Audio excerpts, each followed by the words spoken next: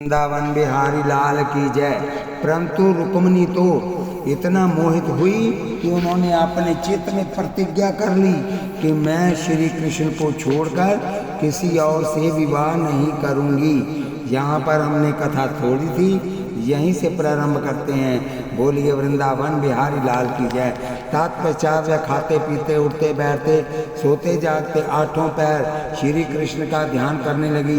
हे राजन, श्री कृष्ण के गुणानुवाद सुनने पर राजा और रानी दोनों को भी यही इच्छा हुई कि रुक्मिणी का विवाह श्री कृष्ण से कर दिया जाए, किंतु उसके बड़े बेटे रुक्माग्रज ने उनकी एक न चलने दी और अंत में रुक्मिणी का टिक्का चंदेली के राजा शिशुपाल के यहाँ भिजवा दिया। हे परीक्षित, ये समाचार सुनकर रुक्मिणी के दुख का ठिकाना न रहा और कोई उपाय न देकर अपनी दुख कथा श्री कृष्ण को सुनाने के लिए किसी योग्य विद्वान ब्राह्मण को उनके पास भेजने का निश्चय किया। हे राजन, जिस समय रुक्मिणी जी की पत्रिका लेकर विप्र राज द्वारकापुरी पहुंचा तो द्वारकापुरी की अनुपम शोभा को देख आश्चर्यचकित हो गया। श्री कृष्ण के निवास स्थान का पता लगाकर द्वारपाल द्वारा अपने आने की खबर दी। श्री कृष्ण ने तुरंत अपने पास ब्राह्मण देवता को बुला लिया और प्रणाम कर रत्न जड़ित सिंहासन दे बहुत आदर सत्कार किया। हे राजन, श्री कृष्ण की सुंदरता, प्रभुता और दयालुता देख कर वह ब्राह्मण मन ही मन उनकी बड़ाई करने लगा। श्री कृष्ण ने नाना प्रकार के भोजन कराने के पश्चात उस विप्र से पूछा, हे विप्रराज, कहिए किस प्रयोजन को लेकर आपका यहाँ आना हुआ है। श्री कृष्ण के ये वचन सुनकर द्विजराज भीष्म की कन्या रुक्मिणी का भेजा हुआ आपके पास उसकी ये पत्रिका लेकर आया हूँ, सो इसे पढ़कर जैसा उचित समझे करो। तब श्री कृष्ण ने कहा, ये द्विजेश, इस पत्रिका को आप ही पढ़कर सुनाइए, क्योंकि मेरे विचार में इसमें एक भी ऐसा समाचार नहीं होगा जो आपकी जानकारी से बाहर हो। हे परीक्षित, इसके बाद वह विप्र उस पत्रिका को पढ़कर इस प्रकार सुनाने लगा। ये जगदीश्वर, गायकों से आपका गुणानुवाद सुनकर मैं मन, वचन और कर्म से आपको वर चुकी हूँ और आठों पहर केवल आप ही के ध्यान में लवलीन रहते हूँ। आते एवं आप मुझे चरणों की दासी अंगीकार कर मुझे विपदा के अथाह सागर से निकालने की कृपा कीजिए। मेरा बड़ा भाई मेरी इच्छा के बिना मुझे पर जोरी चंदेली के राजा शिशुपाल दुष्ट के साथ विवाह ना चाहता है। अतएवं उस दुष्ट से बचने के लिए मैंने लज्जा छोड़कर ये श्रेष्ठ विप्र आपके पास भेजा है। ये भक्त हितकारी अमोघ तिथि को मेरा पानी ग्रहण शिशुपाल के साथ होने वाला है, सो आप उससे कम से कम 2 दिन पहले आकर, जिस समय मैं 1 दिन पहले भगवती दुर्गा का पूजन करने के लिए के पश्चात मंदिर से वापस लौटने लगूं, तो अपने रथ पर चढ़ाकर मुझे अपने साथ ले जाने की कृपा करना।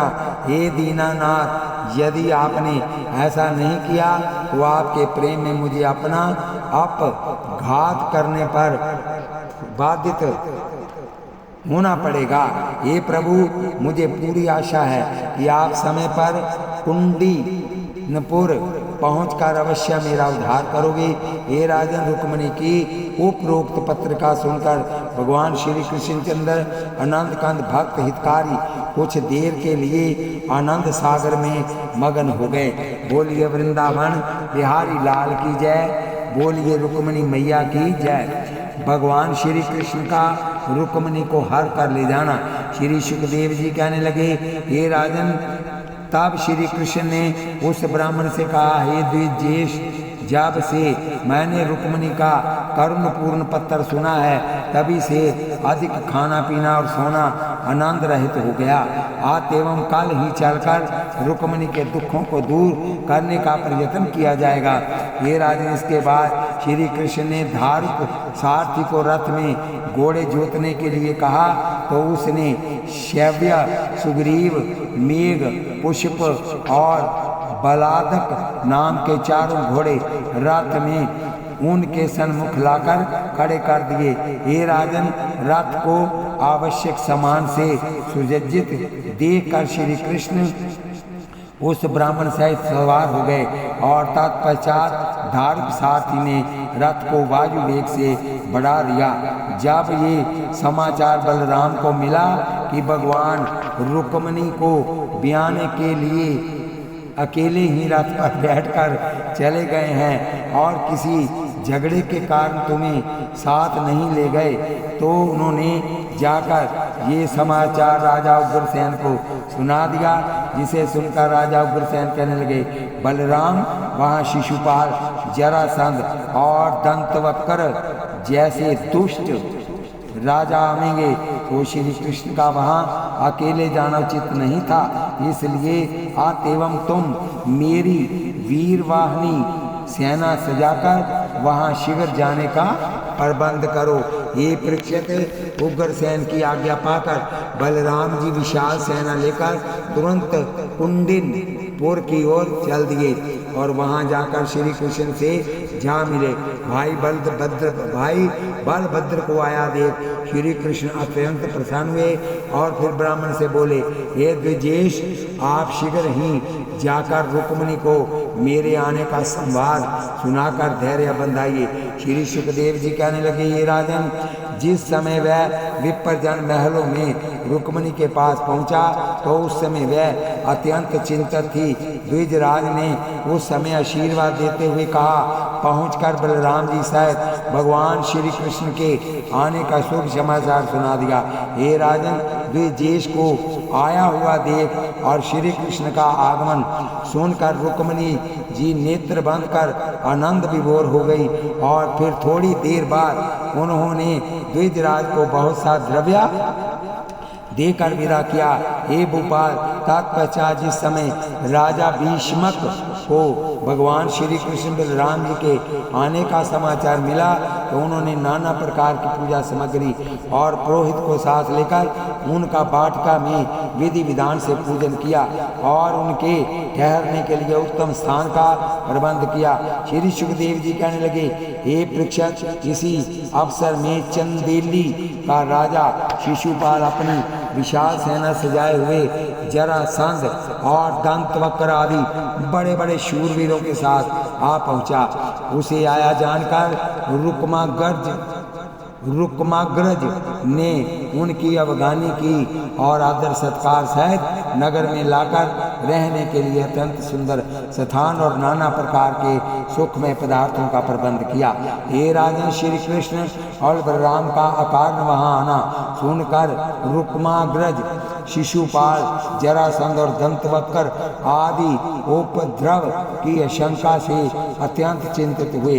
दूसरे दिन प्रातःकाल अपनी सखी सहेलियों तथा नगर की अन्य स्त्रियों के साथ रुक्मिणी जी दुर्गा पूजन के हेतु भगवती जगदम्बा के मंदिर में जाने लगी। तो शिशुपाल और रुक्माग्रज ने अपने अनेक शूरवीर शस्त्रास्त्रों से सुसज्जित कर रुक्मिणी के साथ साथ उनकी रक्षा के लिए भेज दिए थे। हे राजन, भगवती जगदम्बा के मंदिर में पहुंचकर रुक्मिणी जी ने अत्यंत भक्तिभाव से दुर्गा जी की पूजा की। विधि विधान से पूजन आस्तुति करने के पश्चात इस प्रकार प्रार्थना करने लगी कि हे जगदीश्वर दुर्गा देवी, हे जगदीश्वरी दुर्गा देवी, संसार में आपसे बढ़कर और कोई भक्तों को मन इच्छा फल देने वाला देवता नहीं है। आते मेरे ऊपर कृपा कर ऐसा वरदान दीजिए कि भगवान श्री कृष्ण को छोड़कर और किसी से मेरा विवाह न हो। जगदम्बे, आपने सर्वदा अपने भक्तों की रक्षा तथा दुष्ट दैत्यों का विनाश किया है, इसलिए आप भी मेरी लाज रखकर शिशुपाल आदि का मान मर्दन कीजिए। बोलिए वृंदावन बिहारी लाल की जय। हे माई सच्चियाँ ज्योतां वाली माता तेरी सदा जय। श्री सुखदेव जी ने कहा, हे राजन, इस प्रकार रुक्मिणी जी और उनकी सखी सहेलियां देवी जी से प्रार्थना कर जाचकों और ब्राह्मणों को भोजन, वस्त्र और दान द्रव्य देती हुई जिस समय मंदिर से बाहर निकली तो उसी समय भगवान कृष्ण जी ने त्रैलोक्या की अनुपम सुंदरता को साथ लिए हुए अकेले रथ पर बैठकर आ उपस्थित हुए। ये राजन श्री कृष्ण को सन्मुख देखकर रुक्मिणी जी ने ज्यों ही शिशुपाल के सैनिकों की ओर तिरछी चितवन से निहारा त्यों ही वह शुद्ध बुद्ध होकर इस प्रकार चेत हो गए जिस प्रकार विषैले तीर लग जाने पर पक्षी हो जाते हैं। उसी क्षण श्री कृष्ण की सखियों के झुंड को चीरते हुए रुक्मिणी जी के पास पहुँचे और तुरंत उनका हाथ पकड़ रथ में बिठा लिया। तत्पश्चात अपने पंचजन्य शंख का शंखनाद करते हुए वायु वेग से रथ को दौड़ाते हुए वहां से चल दिए। बोलिए वृंदावन बिहारी लाल की जय। श्री सुखदेव जी श्री कृष्ण बलराम जी का जरासंध और रुक्माग्रज के साथ युद्ध करना। श्री सुखदेव जी कहने लगे, हे राजन, जिस समय शिशुपाल और जरासंध ने ये समाचार सुना कि श्री कृष्ण रुक्मिणी को लेकर साफ निकल गया तो आपने मुख से अपनी और अपने वीरों की निंदा करते और क्रोधित होते हुए सब शस्त्रास्त्रों से सुसज्जित होकर श्री कृष्ण बलराम जी से युद्ध करने के लिए चल दिए। हे राजन, जिस समय बलराम ने आंधी की तरह उमड़ती हुई जरासंध की सेना को आते हुए देखा तो भगवान से कहा कि कहीं युद्ध को देख रुक्मिणी जी घबरा न जाएं, इसलिए आप तो एक और रथ खड़ा करके युद्ध का कौतिक और साथ ही शत्रु सेना का विनाश देखिए। हे भूपते, ऐसा कहकर बलभद्र जी अपने शूरवीर सैनिकों को लेकर शत्रु सेना के सामने आ डटे। बलभद्र जी को अपनी सेना के सन्मुख देखकर जरासंध ने अपने सैनिकों को ललकार कर कहा कि वीरों के वीर तव रूपी सोने को परखने के लिए रणभूमि रूपी कसौटी होती है। तो जो कोई इसे शत्रु के सन्मुख लड़ते हुए अपने रक्त से संचित कर सदा के लिए इस पर सो जाता है, उसके अमर यश को से इतिहास के पन्ने स्वर्णाक्षरों में रंगे जाते हैं। और जो शत्रु को पीठ दिखाकर रण से भाग जाता है वह संसार में अपयश लेकर नरक की असह्य यातना भोगता है। आत्मम रण में जी तोड़कर युद्ध कर शत्रु के शीशों को धड़ से अलग कर उनके रक्त से अपनी तलवार को सुशोभित करना चाहिए। हे राजन, जरासंध के ये वाक्य सुनकर शक्ति, तोमर, तीर, तलवार, गदा, बाला, भूषुंडी, शतगनी आदि नाना प्रकार के शास्त्राओं को लेकर उनकी सेना के वीरों ने बलराम जी और उनकी सेना इस प्रकार झड़ी लगा दी जिस प्रकार गिरी शिखरों पर मेघ समूह वर्षा की झड़ी लगा देते हैं। किंतु हे राजन, थोड़ी ही देर में बलराम जी ने अपने हल, मूसल और अन्य शास्त्रों से जरासंध की सेना के सब वीर हताहत कर दिए। तब शत्रु को बलि जानकर जरासंध अपने बचे हुए घायल सैनिकों को लेकर लज्जित होता हुआ शिशुपाल सहित अपने नगर की ओर चला गया। किंतु रुक्माग्रज अपनी अक्षोहिणी सेना सजाकर इस प्रकार कहता हुआ भगवान श्री कृष्ण से युद्ध करने के लिए चला कि हे शूर वीरों, गायों को चराने वाला एक गवार मेरे जैसे शूरवीर की बहन को बरजोरी हर कर ले जा रहा है, इसलिए मुझे बार बार धिक्कार है। हे वीरों, मैं आपके सम्मुख प्रतिज्ञा कर कहता हूँ कि अगर मैं श्री कृष्ण को जीतकर आज अपनी बहन को छुड़ाकर ना लाऊंगा तो कभी नगर में जीवित प्रवेश न करूं। हे राजन, इस प्रकार प्रतिज्ञा करता हुआ रुकम भगवान से युद्ध करने के लिए चला गया और अपनी सेना को बलराम जी से युद्ध करने के लिए छोड़ आप रथ दौड़ाता श्री कृष्ण को बहुत से दुर्वचन बोलता हुआ उनकी ओर चला गया।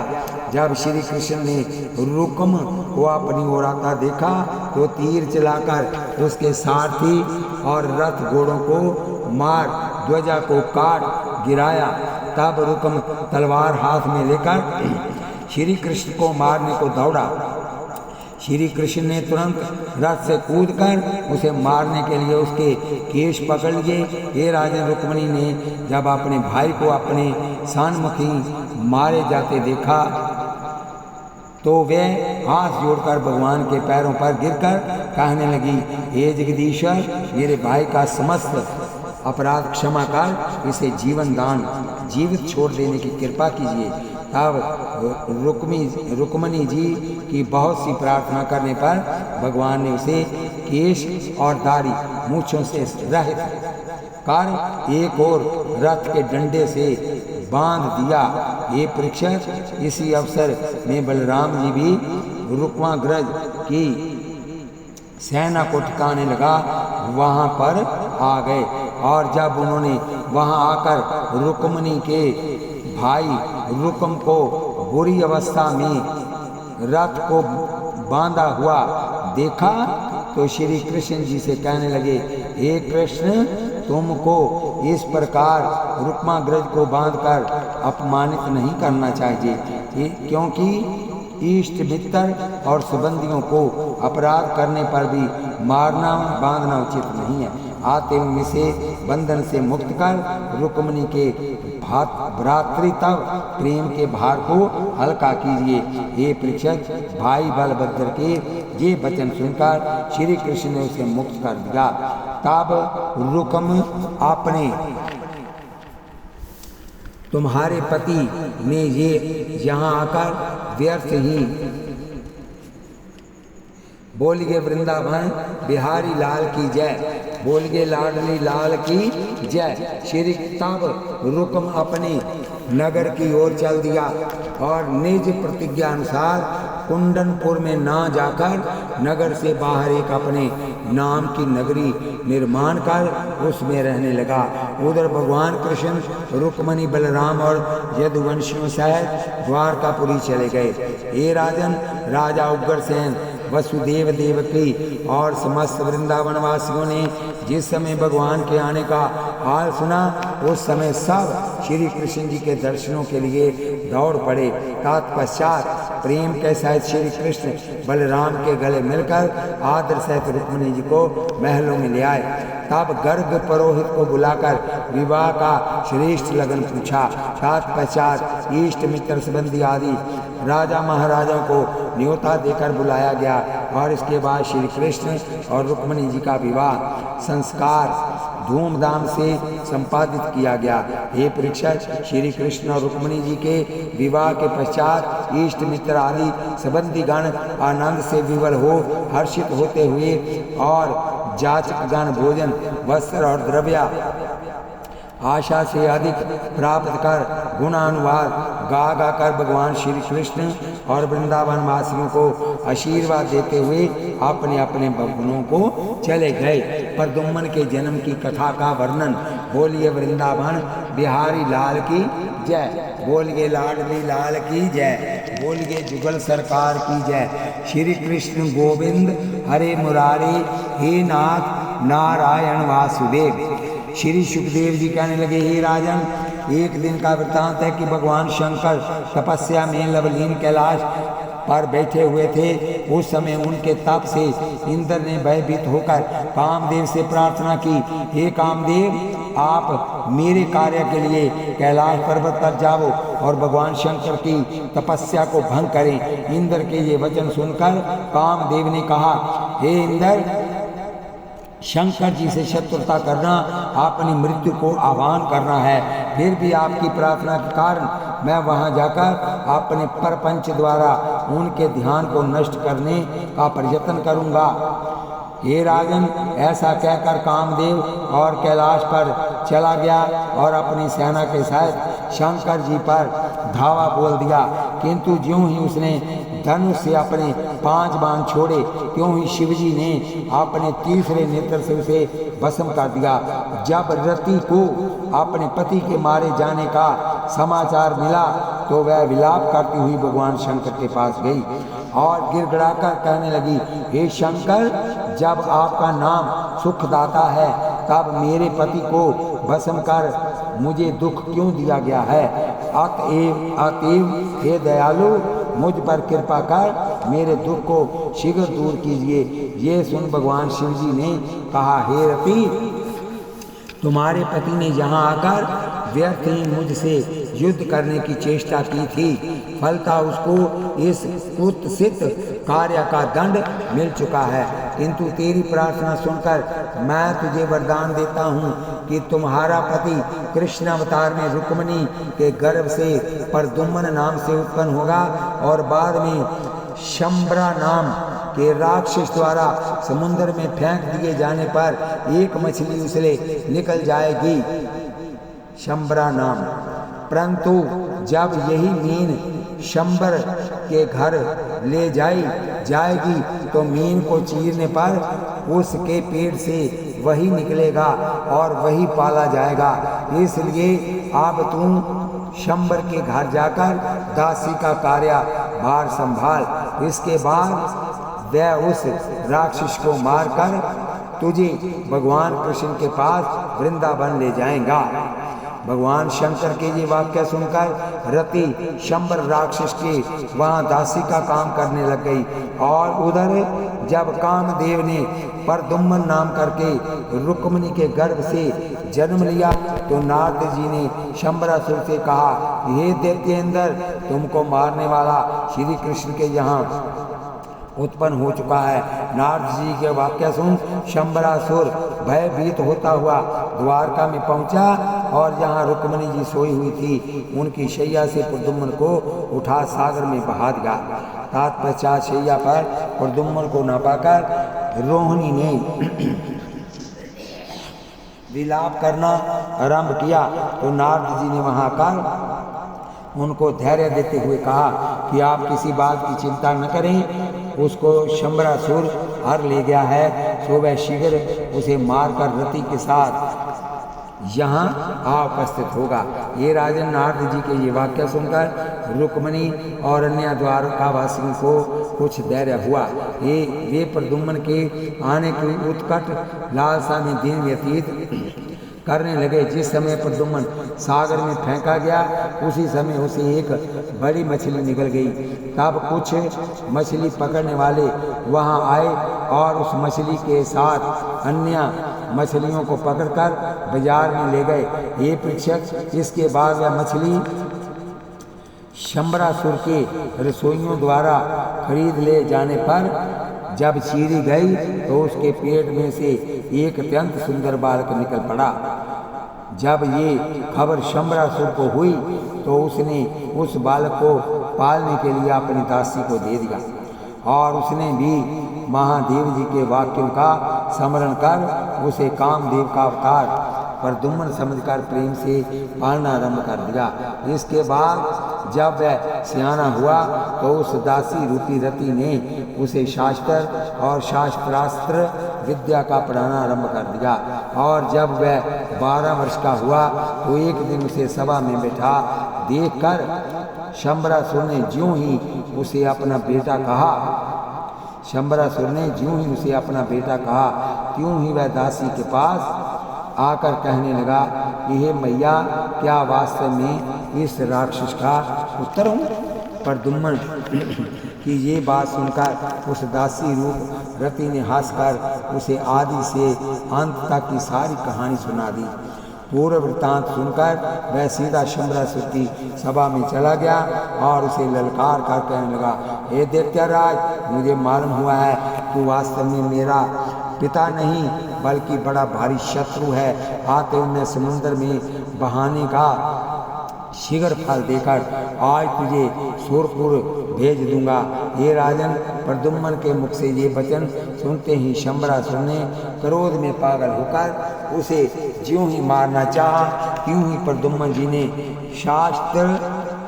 रास्त्रों से घायल कर पृथ्वी पर लिटा दिया और इसके बाद तलवार के एक ही बार में सदा के लिए पृथ्वी माता की गोद में सुला दिया। जब ये समाचार दासी रूप रति ने सुना तो वह अपने योग बल से तत्क्षण 12 वर्ष की आयु धारण कर वस्त्र आभूषणों से सुसज्जित हो गई।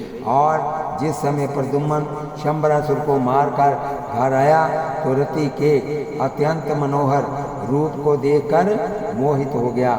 हे राजन, तत्पश्चात जैसे ही रति को साथ लेकर प्रद्युम्न द्वारकापुरी में पहुंचा, नारद जी ने श्री कृष्ण और रुक्मणी जी से उनका पूर्व परिचय करा दिया। इसके बाद जाजकों को बहुत से द्रव्य वस्त्र बांटे गए और समस्त द्वारकापुरी में नाना प्रकार के मंगलाचार किए गए। सत्यभामा और जामवंती के विवाह की कथा। श्री सुखदेव जी कहने लगे, हे राजन, सत्यजीत यादव ने पहले श्री कृष्ण को मणि की झूठी चोरी लगाई और बाद में अपनी पुत्री सत्यभामा का विवाह भी उनसे कर दिया। ये सुनकर महाराज परीक्षित ने पूछा कि हे मुनिनाथ, कृपा कर इस बात को विस्तार पूर्वक सुनाइए। श्री सुखदेव जी कहने लगे, हे राजन, सत्यजीत यादव ने सूर्य की कठिन तपस्या करके एक सूर्य के समान चमकने वाली और नित्य 8 बार सोना देने वाली मणि प्राप्त की थी। एक दिन वह उस मणि को कंठ में बांधकर महाराजा उग्रसेन की सभा में गया। जिस समय वह नमस्कार प्रणाम के पश्चात सभा में बैठ गया तो भगवान कृष्ण ने अन्य यादवों के कहने से सत्यजीत से कहा कि हे सत्यजीत, आपको ये मणि राजा उग्रसेन को भेंट में दे देनी चाहिए, क्योंकि प्रजा का कर्तव्य है कि वह श्रेष्ठतम वस्तु राजा को भेंट कर उसके बदले अन्य वस्तु जो उससे भी कीमती हो, पृथ्वी, द्रव्य, रत्न आदि ले ले। हे राजन, श्री कृष्ण के ये वाक्य सुनकर सत्यजीत वहाँ कुछ भी न कहकर अपने भवन में आ गया और अपने भाई प्रसेन को जो कुछ श्री कृष्ण जी ने कहा था सुना दिया। भाई के मुख से ये बात सुनकर प्रसेन बड़ा क्रोधित हुआ और उससे उस मणि को ले अपने कंठ में बांध घोड़े पर चढ़कर वन में शिकार खेलने के लिए चला गया। किंतु जिस समय वह वन में पहुंचा तो उसे एक सिंह ने मारकर उसकी मणि ले ली। ठीक इसी अवसर पर वनपति जामवंत वहां आ गया और सिंह को मारकर स्वयं मणि ले गया। इसके बाद उसने वहां मणि अपनी प्यारी पुत्री जामवंती को खेलने के लिए दे दी। इतनी कथा सुनकर श्री सुखदेव जी ने कहा, हे राजन, जिस समय अपने भाई प्रसेन के मारे जाने की खबर सत्यजीत ने सुनी तो वह सोचने लगा कि मैंने श्री कृष्ण के कहने से उग्रसेन को मणि नहीं दी थी, इसलिए उन्होंने मेरे भाई को वन में मारकर निश्चय ही मणि शक्ति से छीन ली है। ये परीक्षक, ये विचार सत्यजीत ने अपनी स्त्री से भी प्रकट कर दिया और धीरे धीरे ये बात सारी द्वारका में फैल गई। जब श्री कृष्ण ने सत्यजीत को अपने झूठी चोरी का दोष लगाते सुना तो उन्होंने इस बात की सत्यता को प्रमाणित करने के लिए अपने मित्र यादवों से कहा, हे मित्रों, तुमको मेरे साथ वन में चलकर प्रसेन के का पता लगाना चाहिए, हथियारों का पता लगाना चाहिए, क्योंकि जब तक असली हथियारा का पता नहीं लगेगा तब तक नगर निवासी मुझे दोषी ठहराते रहेंगे। श्री सुखदेव जी ने कहा, हे राजन, इसके बाद बहुत से यादव मणि की खोज लगाने के लिए श्री कृष्ण जी के साथ वन में चले गए। तब वहां प्रसेन के पद चिन्हों को देखने से पता लगा कि उसे मारकर कोई भयानक सिंह मणि को ले गया। किंतु जब सिंह के पद चिन्हों पर चलकर देखा तो ज्ञात हुआ कि एक अत्यंत भयावनी गिरी गुफा के सन्मुख सिंह मरा पड़ा है। अतएव अनुमान लगाया जाए कि सिंह को मारकर कोई अन्य बलवान जीव मणि को लेकर इस अंधेरी गुफा में चला गया है।